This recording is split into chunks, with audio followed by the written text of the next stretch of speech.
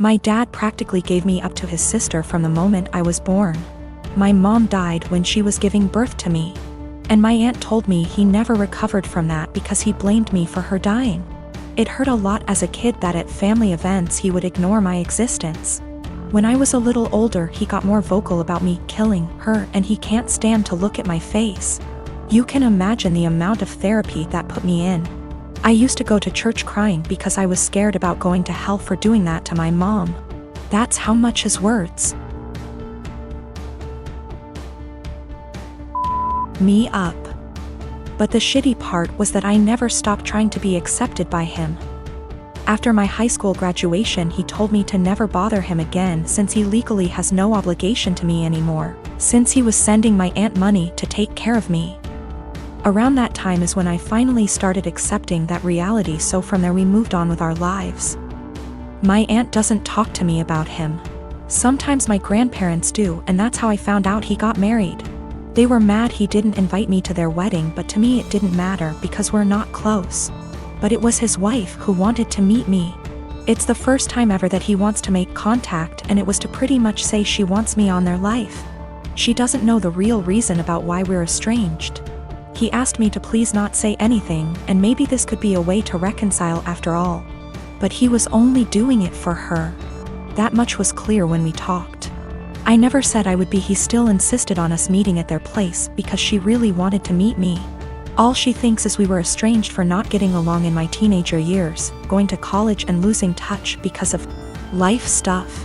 It pissed me off that he played it off as us just not talking for petty reasons. Meanwhile, the actually reason damaged me for years.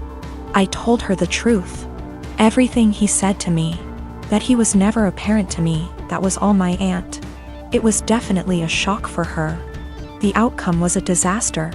Everyone has heard about this now. My grandmas in particular told me she understands my anger. But this was his chance finding someone since losing my mom, and now it's been put in jeopardy. My dad is devastated.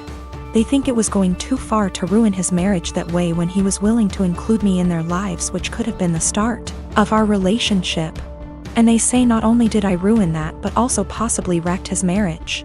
She just doesn't agree at all with what he did, and it could have been avoided if I didn't say anything. For me, it was hard not to tell the truth after the lies made it seem like it was nothing serious. I couldn't ignore what happened after what it did.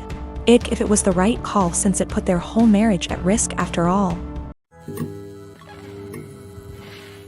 I am 25 years old and I am getting married to my fiancé Kevin next month.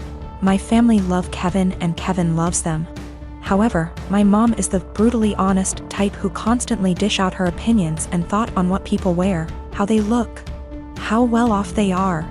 Mostly negative, tasteless, backhanded comments. She says she can't help it and that no one should be offended when she's just being honest.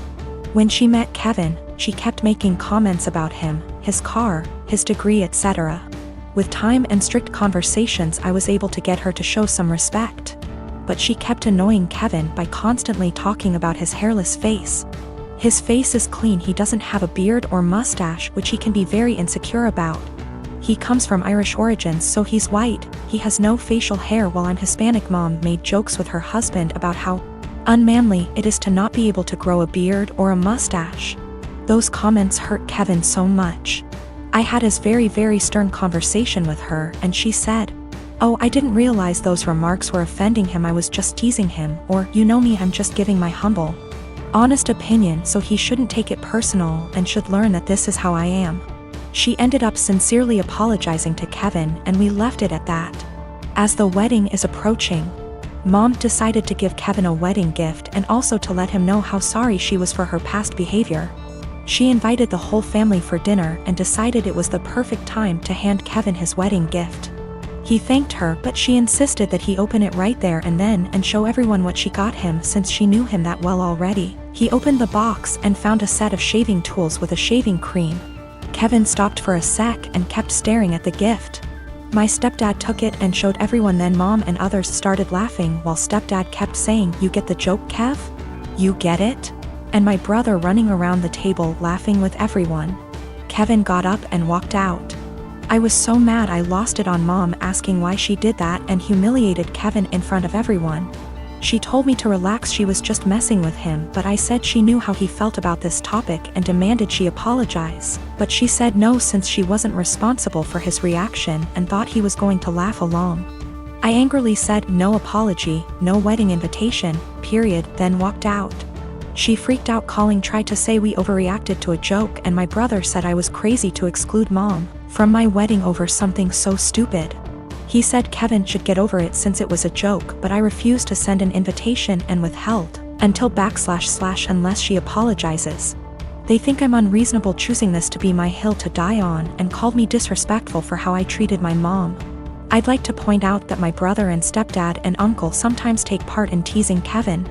My brother, who's 31 years old, would sometimes either brag about his goatee mustache in front of Kevin or tell an indirect silly joke about this topic, which would irritate Kevin and just spoil any family gathering we have. But mom is the one who started this whole campaign, and I've already had conversations with her about it. My sister is severely autistic. She requires attention almost 24/7 and cannot be left alone. She is nonverbal and cannot take care of herself at all. Despite the fact that she is only 12, she is extremely destructive and violent and destroys anything she gets her hands on. I hate her. That should be wrong to say, but it doesn't feel like it. I was only 6 years old when she was born, and since then I've never solely had my parents' attention. Even since I can remember, the world has revolved around her. I was moved out of my room into the basement at 7 because she needed to be in the room next to my parents. All of my toys as a child were destroyed by her, and my parents simply ignored me when I complained. Even when I was 14 and she destroyed a Mac my school gave me, I was in the wrong. Along with this, I am expected to take care of her and drop everything I do for her. I can never make plans with friend because my parents expect me to be there if they need me to take care of her. Even when I do somehow get time to myself, I am required to leave if they need me. If I do not, then I am punished. The recent example of this is when I went to see the new Spider-Man movie and was grounded because I turned my phone off in the theater. It seems as if I am nothing more than a slave to them, and anything involving her simply overshadows me. This last week I was chosen to give a speech at a school event. I was so excited, and my parents promised to be there, but they never showed and claimed it was because of my sister. Anytime anything like this happens for me, they are too busy with her. I've held this in for so long, and it finally spilled out today. While talking about colleges with my father, he joked that I should get a degree that pays well so when they're gone I can take care of my sister. I don't know why, but this caused me to break down. I cried and screamed about how it always about her. I'm nothing more than a caretaker to them, that they always make it about her, and that I'm expected to be her slave for the rest of my life. I've locked myself in my room since then, and my parents have not come to check on me. It's not her fault that she was born the way she is. My parents came to talk to me a while after my breakdown, but I was unable to bring myself to talk to them and only cried and asked them to leave. They have made arrangements with my grandfather for me to stay with him for the time being, and am getting ready to go to his house. My parents want to talk to me, but we have decided it's best I leave for now to have some space and time to collect myself. We will be sitting down and talking later this week about this issue.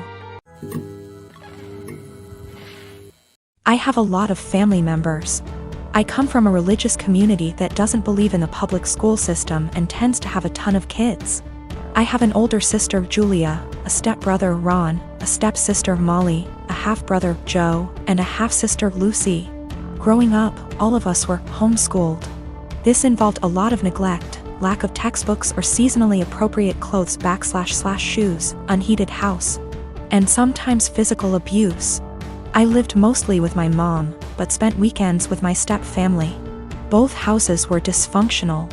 My stepmom used to have a severe problem with alcoholism, although she's been better in the last few years. Ron is my best friend, and I would be lost without him.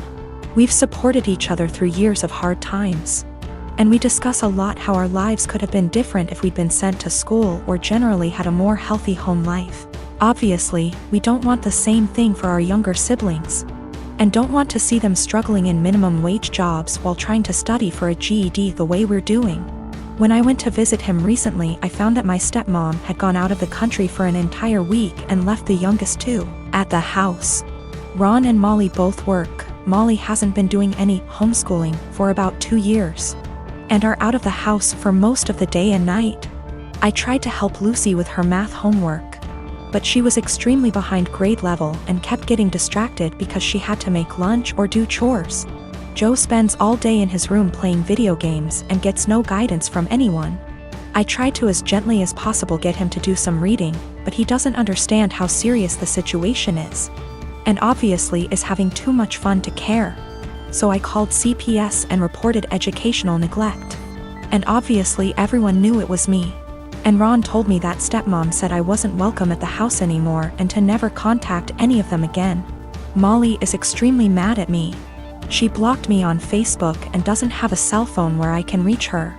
Julia, who somehow heard about all this despite living across the country, also blocked me on Facebook and reported my Facebook as impersonating a celebrity. Facebook deleted it, generally making everything harder. This stings even more because I'm already estranged from my bio mom over my religious beliefs. I now have no family members left, besides Ron, thank bejeebus, who want anything to do with me. I feel like I make enemies everywhere I go. Ron has been saying for years that he can't call CPS, and I guess this is why, but at least he doesn't blame me. He suggested that I try to talk to stepmom once some time has passed, but I would have no idea where to begin.